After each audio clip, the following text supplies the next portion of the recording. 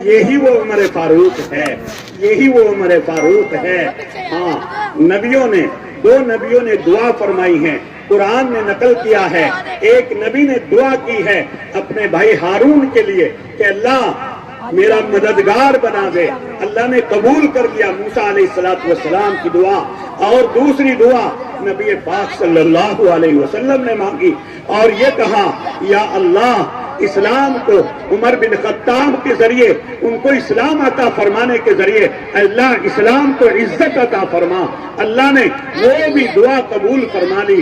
میرے بھائیو، یہی وہ عمر ہے کہ ادھر تو نبی نے دعا مانگی ہے اور ادھر مکے کے ظالم لوگوں نے بیٹھ کے ایک مشورہ کیا اور یہ کیا کہ بھائی عمر کو بلاؤ، اور مشورے میں بات رکھی کہ محمد اور اس کے ساتھی ہمیں پریشان ہی کرتے رہیں گے، ایسا کرو کہ آج ونعوذ باللہ اس محمد کا کام تمام کر دیا جائے اور تلوار لے کے اس کی گردن اڑا دی جائے۔ بھائیو، عمر فاروق نے کہا کہ اس کام کے لیے میں تیار ہوں۔ عمر نے کہا اس کام کو میں انجام دوں گا۔ تلوار لیتے ہیں اور لے کے نبی کی گردن اڑانے کے ارادے سے گھر سے نکلتے ہیں۔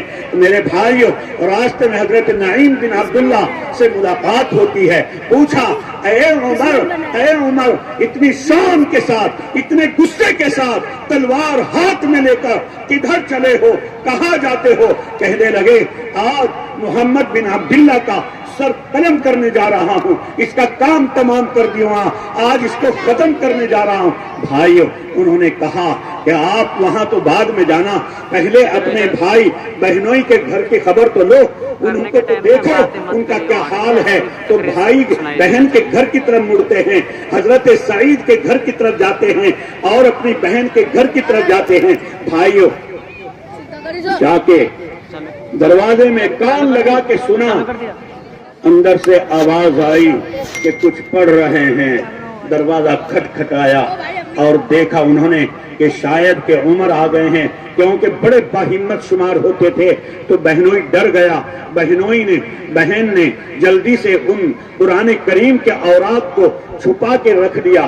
یہ اندر داخل ہوتے ہیں اور غصے میں جا کے کہتے ہیں کہ کیا پڑھ رہے تھے تم، کیا کر رہے تھے تم؟ لگتا ہے تم ایمان لے آئے ہو، لگتا ہے تم مسلمان بن چکے ہو۔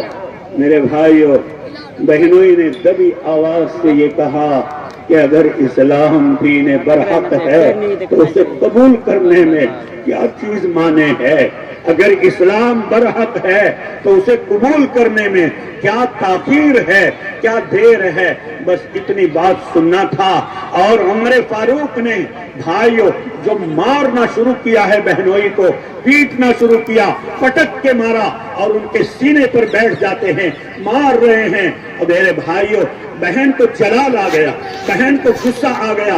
بہن نے کہا عمر، جس ماں کا دودھ تو نے پیا ہے اسی ماں کا دودھ میں نے پیا ہے۔ سن لے، کان کھول کے سن لے، ہمارے دلوں کے اندر ایمان داخل ہو چکا ہے، یہ ایمان ہمارے دلوں سے نہیں نکل سکتا ہے۔ ہم سر کو کٹا سکتے ہیں، تو جان لے سکتا ہے، لیکن دلوں کے اندر سے تو ہمارے ایمان کو نہیں نکال سکتا ہے۔ میرے بھائیوں، اس عمر کو جب یہاں پر چوٹ لگتی ہے، اب یہ عمر وہاں سے نکل کے ارادہ اسلام لے کر اللہ کے نبی کی خدمت میں دار ارقم میں آتا ہے۔ اللہ کے نبی صلی اللہ علیہ وسلم اندر تشریف فرما ہے۔